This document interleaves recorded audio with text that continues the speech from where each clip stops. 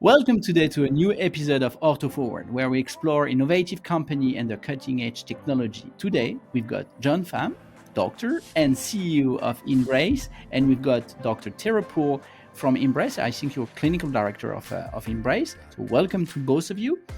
And so InBrace, what is it? It's a new modality of teeth straightening that goes behind the teeth called the smart wire. This smart wire allows InBrace to gradually move patient teeth using a gentle force technology, resulting in more efficient and comfortable treatment.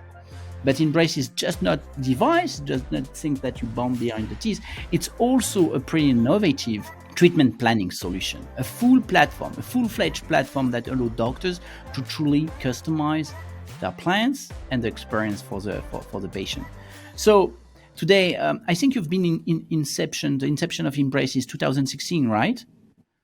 Yeah. Actually, probably even a little bit before that. It was my master's thesis back when I was in resident back in 2011. Okay.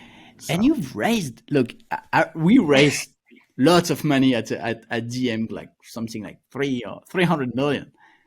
But we are older than you. You raised $250 million also. So, wow, I didn't know that was so big. So congrats, guys, and it shows that there is strong tractions by the field, and it gives you good rooms to actually achieve your ambition. So please, let's have a first question. John, what's inspired you InBrace? Why did you start, and where does it come from, all this? Yeah, well, Philippe, thank you for having the both of us here. And just a small correction is, yes, I am the founder of InBrace. Had several other orthodontists that co-founded the company with me, but I just recently stepped down as CEO. So we have a professional CEO now, Clint Carnell, who's helping take us to new levels. But maybe we'll start with the inception question. How did it all get start? So yes. I'm an engineer by training, also an orthodontist. And when I was going through residency at USC, this was around 2011 to 2014. Aligners were started becoming a thing, started being popular. But we noticed they had a lot of its limitations. It couldn't really treat the more difficult cases. And, it wasn't really delivering on the aesthetics that it said that it was, And as I was making my rotations through Children's Hospital, we were treating craniofacial cases, if you're familiar with those, the most severe types of malocclusion. And these kids would come in for, every single month for 4, 5, 6 years on end, usually from 2-3 hours away. And it was just a very, very sort of difficult process. And as an engineer, I thought, with my co-founder, Dr. Tong, is there a way for us to use the latest technologies so that they don't have to come in every single month for these adjustments? Is there a way to help them so that they don't have to be in pain every single time we do these activations? But most importantly, is there a way for us, Philippe, to help these patients so that they don't have to look worse before they look better? When you're putting yourself with this mouthful of metal, you're pretty much going into a cocoon for 2-3 years before you can see this end result. And today, we found that this need applies to not just kids with cleft lip and palate; it applies to all types of patients like you and I.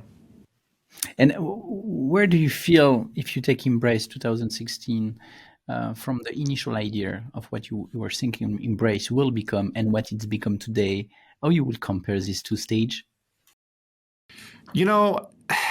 I think any innovator, inventor, when you first start off, you think about it as just like a product or like a thing, like a physical thing. But as companies scale, you find out it's more than just a thing. It became a brand, and then it became a community, right? And now this is something that touches people's lives and gives them hope for a better future. And it's a feeling more than anything. And so that's been sort of the biggest learning and the biggest reward to all this is InBrace is so much bigger than just smart wires and brackets and, teeth. It's a movement. Yeah, it's creating. It's what I feel also when we created DentalMonitoring is having this community behind you, which actually believe so much into you that they are changing the practice, they are changing the way they live to really express the love of the product and the change. So I feel that on InBrace, because I've seen you growing so fast in the past years, and so yeah, I completely capture this feeling. I think any great innovation, any great company changes how people think about things. Yeah. Changes how people think how things should be done. And actually, most of the time, people think that this is an obvious change or it's an easy change, but no, it's not. It's not. No. I mean, yeah. If you think about like Uber, Uber changed exactly how we thought about completely how we think about transportation. It's not like iterative. To you, Tera, when you started to work with InBrace, what was your first motivation? Okay, you've got a great founder next to you, tech is there, but what was really the main motivation? You say, okay, I have to change my life. I have now to dedicate my work, my work-life balance to actually to work for this company. Mm-hmm. It's really what we've been discussing in these past few moments. It's really the change and the future and being innovative and being more on the cusp of what's coming next. I feel like dentistry as a whole, and in particular, ortho has been a little bit hesitant to change or dated or slow to change. And so what motivates me and what excites me is seeing that change coming and be able to change the mindsets. We're changing mindsets and building community from provider standpoint, from consumer standpoint, from our employees. So it's coming from all angles, and to see the adoption and just everyone get on board and get excited is what brings fire out in me, and really what brought me on board initially to be a part of InBrace. Cool. Yeah, Philippe, I think you're an innovator, an entrepreneur in the dental space. This is not your first rodeo in this space, but dentistry tends to be very iterative, right? And we kind of just repeat what we were taught to do, by the generation before us. But you mentioned Dr. Tera being right next to me. She's actually in Ohio right now, and I'm in California, and we're remotely dialing in to you. Where are you based right now? In Paris today. In Paris today, right? And it seems like we're all in the same room, but we're having this discussion that maybe 10 years ago, we would have to fly together in one place to do it. I would still fly to come to see you, actually. I would love to have a nice dinner with you guys. I think we come to you. I think we go to Paris. It's an easy sell. Okay, I get that's a good one. But it took innovators like you to figure out, well, we can use remote technology like this to change how we even treat, for example. Yeah. I feel we feel it through DM that for sure that the remote aspect of treatment is now becoming a standard of care. But coming back to you, because today it's not really about dental monitoring. Look, I'm an entrepreneur. I have my vision about what was my difficulties to actually win some share in the dental space. But I would like to have your vision, guys. John, please, on to be an entrepreneur in the dental industry. How do you overcome all the problem that it represents to be a medical and aesthetic entrepreneur and all these aspects that you have to combine all together? I think this goes back to you have to see the future before it's obvious, right? Because anything that's obvious is just iterative. But it was obvious for me. Look, I want to contradict you here. Me, when I started DM, it was obvious. It was obvious. Yeah. It's obvious to you. Obvious to the rest. To us, right? And we have to see that vision so clear, right? To go, make it happen. But I think that's the entrepreneur's path, and it's tough, but at the same time, it's beautiful, And again, going back to this space that I love and care for so much, which is dentistry, right? I think we are taught a lot to learn protocols and repeat them. So what happens is that we just end up recycling the same thoughts over and over and over and over again. The best example I could give is that, I'm trained as an engineer. And in engineering, all of my tests were just like blank pieces of paper, right? And the professor would write some question on the board. How do you get to the moon? And there's like 10 different answers to it, right? And our average was like 12%. If you get 12%, that's an A. Now, I get into dental school, dentistry, and everything is like A, B, C, D. Pick from one of these. A, B, C, D. There's no other option. And that average is like 95%, right? So the point I'm making is that we end up graduating from dental school, and life is open-ended. Life is not multiple choice. Yep. No, it's right. not. If we know 10% of what we're doing in life, we're actually killing it, right? For sure. So I'm pushing all of our dental colleagues here as we talk about innovation, adopting new technologies, and all that stuff. Is don't stay in where you know everything. Don't stay in the 95%, because you're basically staying in kindergarten. You know, go into where the frontier is. Go to where you only know 10%, because I knew like maybe 1% of what I was doing when I started InBrace. But look, we raised over $250 million to date. So I think we're doing okay, knowing 5%, 10%. Yeah, actually, yes. I agree with you. Well, what would be your answer to that, Tera? I would say the same thing, stepping out of your comfort zone. For me, Sean is the founder of InBrace, but for me, coming out of residency, exactly to your point that for life and stepping out into your post-schooling or the abyss, so to speak, you only know 10%. So even when I was going into health tech, and even when I came on board at InBrace and I was leaving private practice, a lot of my colleagues, and even my father, he's a general dentist, but a lot of my colleagues were like, what are you doing? What do you mean you're leaving private practice? You're not going to, buy out from the owner or open your own office and have Dr. Poole Orthodontics. You're going to leave and go into this health tech startup. And what exactly are you doing there? What are you guys doing? So it's a whole space that a lot of even our own colleagues don't really know much about. But in our minds, we're staying with that same path of I get out of school, I graduate, I have my own practice. And so for entrepreneurship and stepping out, it's stepping out of that comfort zone, stepping out of the norm, and paving your own way, paving a new way for others to see. Last question before we go into the product, because actually I'm pretty sure that most of them are our auditors, which are coming from US, Europe, and APAC, all over the globe. They are wondering, okay, give us more about the product. We want to know the product. But one question, and please ask a straight answer. Don't be nice with yourself. What is your biggest failure at InBrace, and what is your biggest success? Is that for me? Yes. No. It's not an easy one. Bigger failure. Okay. You knew that. Okay. Wow. After looking backward, why did I do that? This isn't a cop-out. I've made a ton of mistakes, but I tried not to live life looking backwards, because all those mistakes helped me learn to get to where I am today. Right? I mean, easy answer. No, I want a pragmatic one. If you want, I give you one. Sure.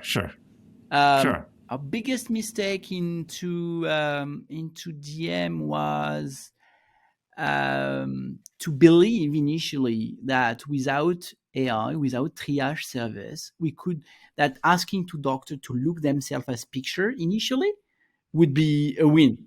So we convince ourselves for the beginning that the doctor will do the work themselves on the computer, and actually they were completely opposed to look at the computer.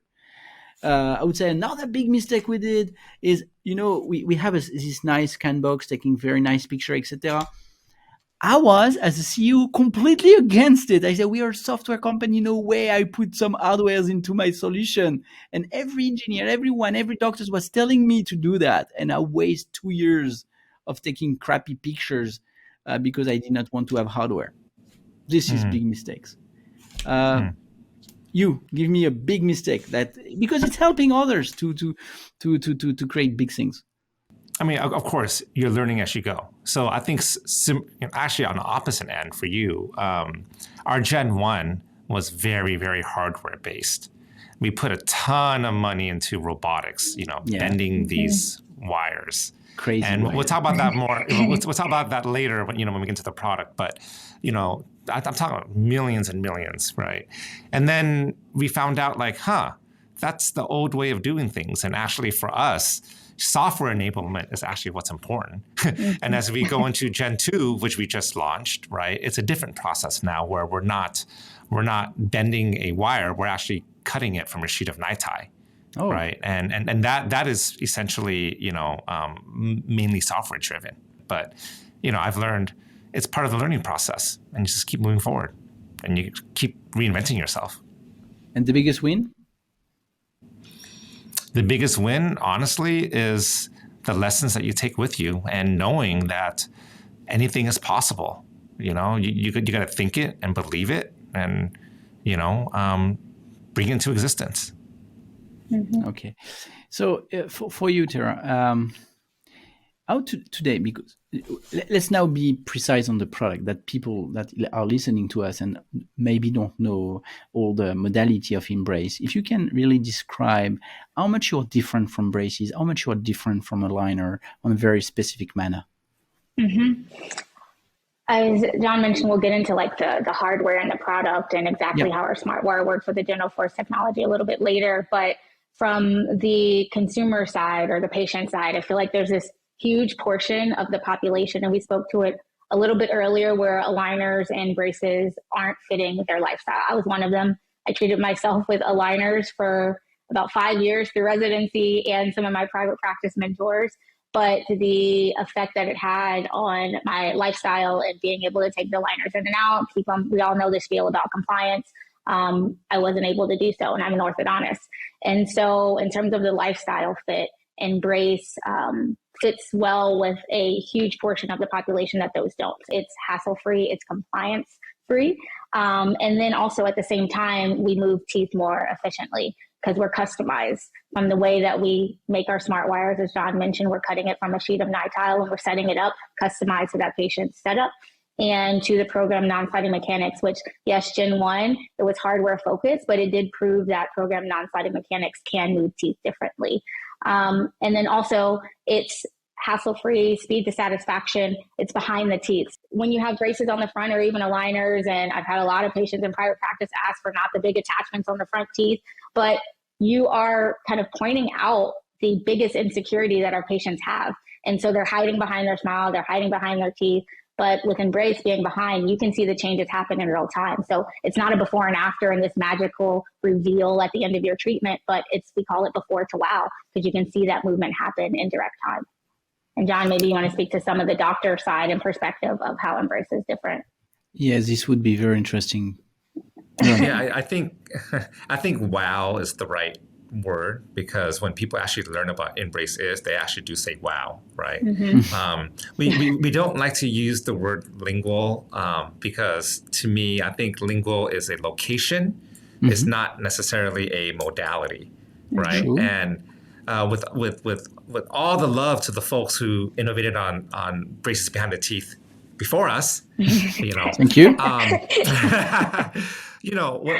What lingual braces was literally braces on the lingual. It was sliding mechanics put on the lingual.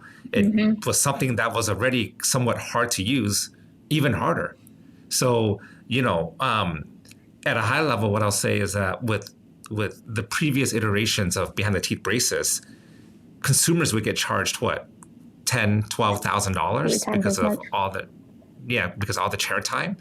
With InBrace, the reason we've been able to scale at mass is that, providers are charging the same price point as they would with clear aligners, because we solve for all the inefficiencies, all the chair time, all that, difficult stuff that was happening before.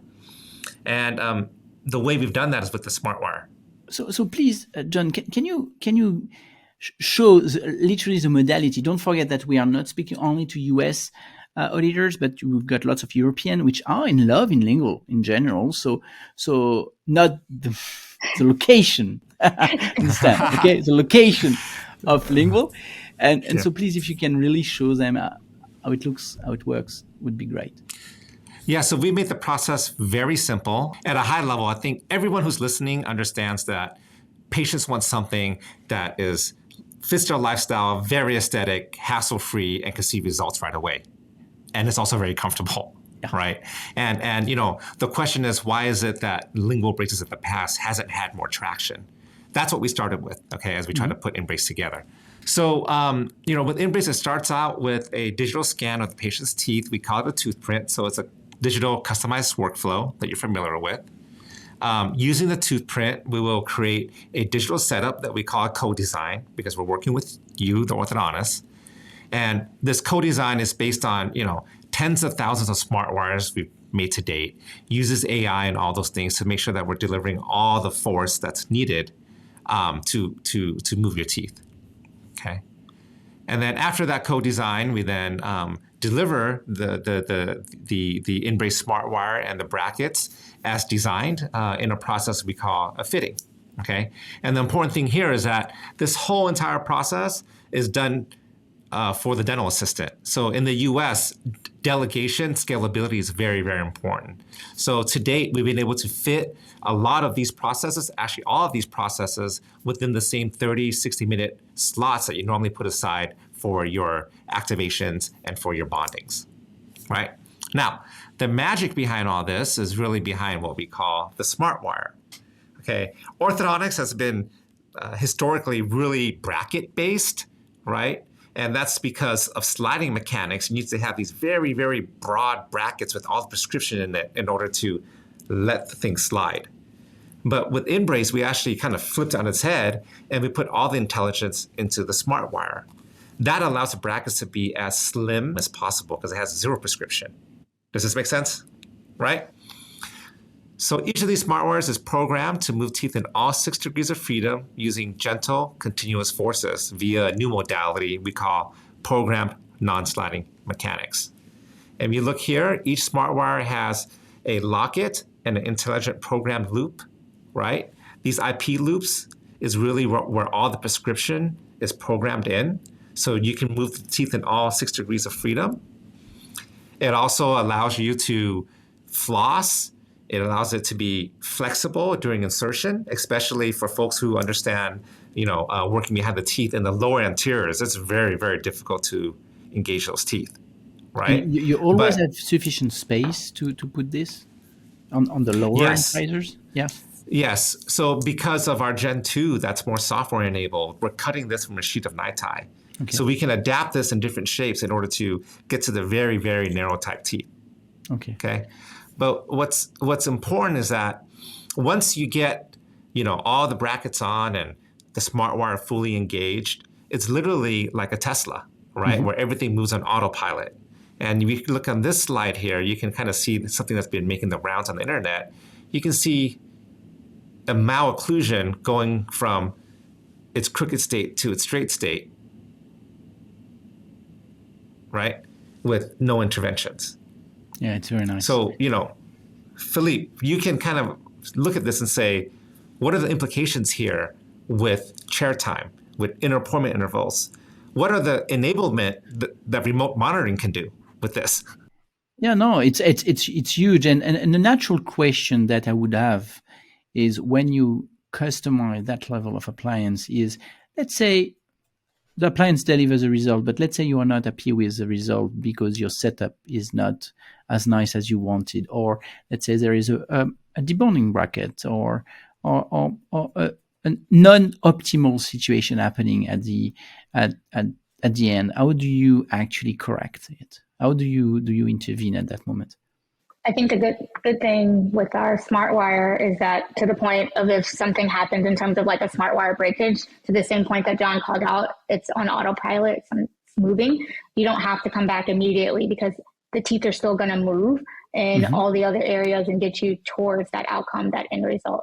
Same thing with say you mentioned a bracket debonding. You can request, and similar to John's photo previously of the fitting, we do IDB trays. And so you can request a single tooth IDB tray. So at the patient's next appointment, you can rebond that bracket in the ideal position according to that setup and keep moving and re-engage that tooth.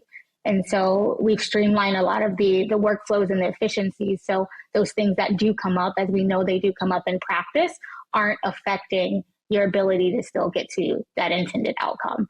And similar to with aligners, if you have a refinement scan, we do have digital enhancement. So if you need to do some final touches or finishing touches, then you can send in a scan and we'll do the last phase where you can finish out your finishing that you need to do. Okay, nice. So, and in terms of, so you can ask a finishing smart wire with some slight correction, and it will be delivered in no time, I suppose. And what is the delivery process, and how long does it take, and what is the workflow looks like in terms of when you program the case? How long does it take to receive your IDB and so on? Yeah, on our side, as we know, as doctors and being within private practice, typically the longest turnaround is the doctor looking at the smile design and setting it up and approving it. So that usually extends out our turnaround for their part. But on our end of what we can control in terms of fabrication and production, we have a week turnaround from when we get that to shipping it out. So so you are you're extremely competitive regarding aligners then, because yes, you're more used to 10 to even more days to aligners. So I think it's great. And now if we speak about cases in general, does it work for any type of cases? For kids, do you treat kids? Do you treat extraction cases, very strong crowding? How do you, when you can't place the bracket on a very strong crowding situation, how do you handle that? Yeah, it works for all cases. I'll say high level. Of course, John can speak to cleft cases. When InBrace was initially starting out, they did use InBrace for cleft. We also do phase 1 with children. Of course, you can add in an appliance if you need to, such as an expander. That's not going to interfere. You can add InBrace after the fact. Same thing with our youngest patient is we can treat 80 to 8 years old, teenagers, adults, crowding situations, as you mentioned. If you can't fit a bracket on it, we do have alterations to our smart wire. So as John mentioned, it's not just hardware, it's also software. So we have iterations to our smart wire and our loops where we're actually opening up space and making space. And then again, you get that IDB tray within your kit, so you can add that bracket on when that space is there, as we anticipate with our software and keep moving towards your intended outcome. So we do have iterations that help you, but that allows all case types to be treated in really complex movements, because you can have complex movements within a simple case, and you can have simple movements within what we call a complex case. So we like to break it down into movements rather than the overall case of being mild, severe, or complex. Okay, and so because all this most of the time will require some knowledge and training and learning curve for the doctors. I remember for my lingual appliance, they had to handle several steps that the doctors feel good. What is your education process as when you want to start InBrace? Who do you contact? How do you get trained? Is there a certification? What is the process to actually start InBrace? Yeah, I'll speak to just high level about, I think a lot of the times we think of innovation as software and hardware, but I will call out that I feel like InBrace's educational front is innovating on how we train orthodontists. We're the only company that I know of where we put our trained assistants in the offices that are adopting InBrace, where they're coming in and they're treating with the doctor, with the team, chair side by side, every time their InBrace patients come in. Exactly. You've got trained assistant which go to the clinic and do the first cases with the doctor, that they secure the complete workflow, and they feel very confident, and to a point where they actually are fully independent. That's very generous from your side. We call them treatment integration specialists, TISs, and yes, field team, regional. It's our on the ground army. The same thing at the same time, we have our OA certification courses. So the offices can send their assistants to our headquarters. Right now we have them in Dallas in Southern California, and we'll certify your assistants and train your assistants in InBrace. So when they go back to your office, they'll well versed and they can take control of your InBrace patients. So we'll certify them, we'll get them up to speed, and we'll also have our assistants still be in the office there. We also have our doctor courses where doctors come in and can get certified on the smile design setup and all the nuances that us doctors like to talk about and what's important to us, and still get some of that hands-on clinical. So that's just a small snippet of the training. We have modules, we have our what we call mini residency, all that online learning and platforms that a lot of other companies have and helping with integration. But I think those are the big call outs because that's really what sets us apart in terms of our training and what I feel even as a practicing orthodontist in private practice, you wouldn't get that support from any other company. And so, Dr. Tera, maybe you should speak to the in-studios that you're also in charge of. Yes, we do have the in-studios, and that is where we do bring doctors in to train. So if you have been able to visit one of our in-studio locations or see any photos online, we have a fully functional operational clinic, but each clinic is also tied to a conference room and educational center. And that's where we bring doctors in and also our OAs, and we train within the in-studio clinics. And also within in-studios, that's our R&D hub for what we're doing with InBrace. And so that's another level of education and learning that we're able to get kind of within the company that before we give anything. And so you've got these in-studios in multiple places in US. Right now, they're in Southern California, but we do have plans to expand. Okay, great. Philippe, I think this goes back to earlier in the conversation, we're talking about the dental space and what it takes to adopt here. And I think the space is a lot of like, show me, prove it to me. Oh, completely. And wait and see, and wait and see. And what happens is that it takes years for anything to change. And actually, by the time you see, it's too late because someone else already got it, made it to the top, right? So the reason we're doing all these things now is, again, this is trained for the dental assistant in mind, by the way. It's not the doctor doing everything. But we have these dental assistants. We come in so we can show you, prove it to you right there in front of your eyes in your practice. We have our own practices, 100% share InBrace, right, in studios, where you can come and observe how we do it. And then also we have, shepherding programs that we call it with some of our other providers that are already sort of mastered this product, where you come in, you can shadow them. And, some of these practices are also 100% share InBrace, right? So that goes back to this community that we talk about that we're building here. Yes, of course. Of sharing with each other so that we can change the industry together. I think it's even more essential for you to build a community because otherwise you can't scale. It's why I understand why you speak about community since the beginning. And so you are based in US for the moment only, or and when do you plan to go abroad, and if there is an official plan to that? Yeah. So, again, this is something that we're building to change the industry, worldwide. But we're also very, very mindful and intentful in everybody that comes into the InBrace community needs to be successful. So we're focusing first right now on the US to build this community, this educational platform, all the protocols well. But not in the distant future, we will be out there overseas as well. Yeah, because we are teasing them. So if you tell them that there are no way, they will cut no way, I'm not. Yeah, no, this is definitely something that we will bring out in the not distant future. So please follow us on inbrace.com or on Instagram at InBrace. But if you look at let's look at the other modality that's changed the industry is clear aligners. Okay, clear aligners after 20 years is still only 15% share of the market, right? But the question is, what happened? Why did it take so long to even get here? Because very, very early on, they went very, what you call, wide and shallow. They just started everybody and their mom with no training at all. So I remember when I was going through residency, this is worth noting, in 2013, my attending told me, oh, aligners don't work. And I remember. Okay. I remember when I was when I was doing Harmony in 2007. A line was barely released in Europe, and everybody say no, it does not work. Well, this is the thing though. So I took it as dogma, and then I looked back and I found out how many cases he's done of those aligners in 2013. Probably he had done 2 cases. Yeah, and the cases he did was in residency through a resident. Okay. I was also being told at the time, lingual braces don't work by these people. And then I asked them, how many have you done?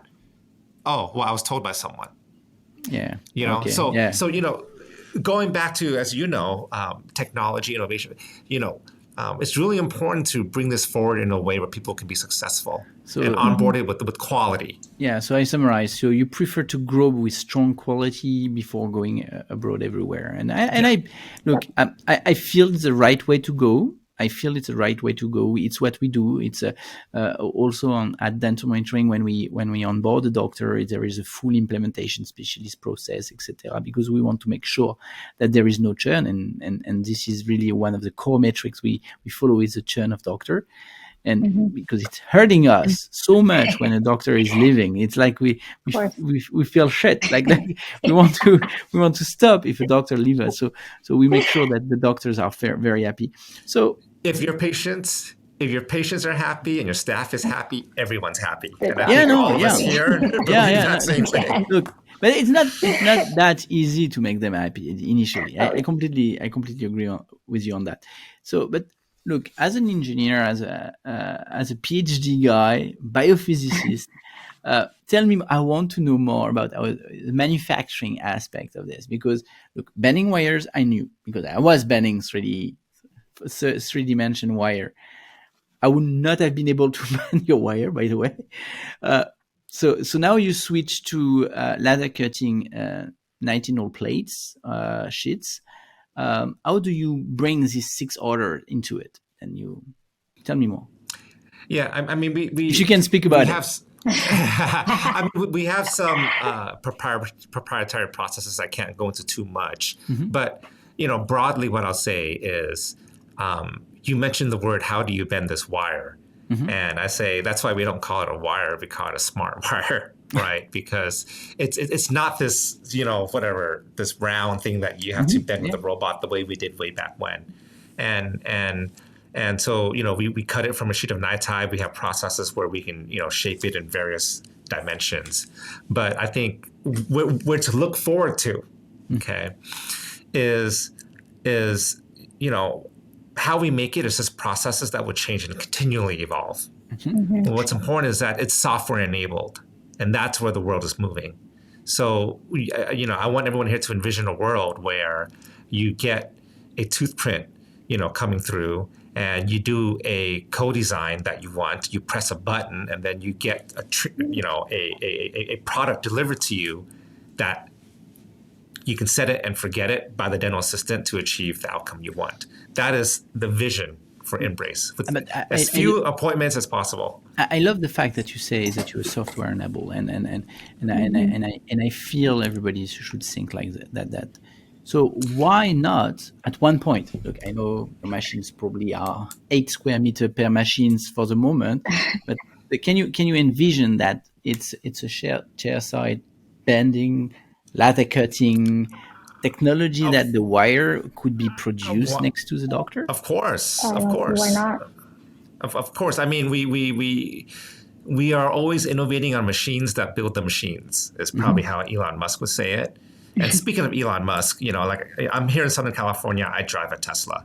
So if you think about a Tesla, it's not a piece of hardware. It's actually a piece of software. Agreed. Yeah. That's why it's worth more than all the car companies combined. Right. And what's the vision of Tesla in the end is that on your phone, you input where you want to go. The car shows up, you get in the car, it takes you there. Right. But where it is today, it's not quite there yet. Right. And that's InBrace's vision as well. So we've got two. I will have finished with 2 more questions to each of you. First, what looks like the product roadmap in a year time? So you just released a new wire, the new smart wire. What is your product roadmap? What they should expect? Like, wow, the next wow effect that you want them to look at and to stay tuned on that. And my second question that will help you to conclude this podcast for today is, give me what is your vision of InBrace in the next 10 years? No, let's say 5 years. Let's be realistic where they can project. Everybody can project himself in the next 5 years. From Gen 1 to Gen 2, folks saw the big jump, right? We went from robot bending wires to now cutting from a NiTi sheet. We went from something that was just outside of the regular 30, 60-minute slots that doctors schedule for activations and bondings to, literally being fitting in within that now, being done completely by dental assistants. We really focused on the dental assistant experience, the consumer experience, and building this brand. And, we're going to innovate going forward on, as Tera said, not just hardware, not just software, but education and also marketing. We have some awesome ideas that we're launching now on helping drive consumers to our doctors' offices.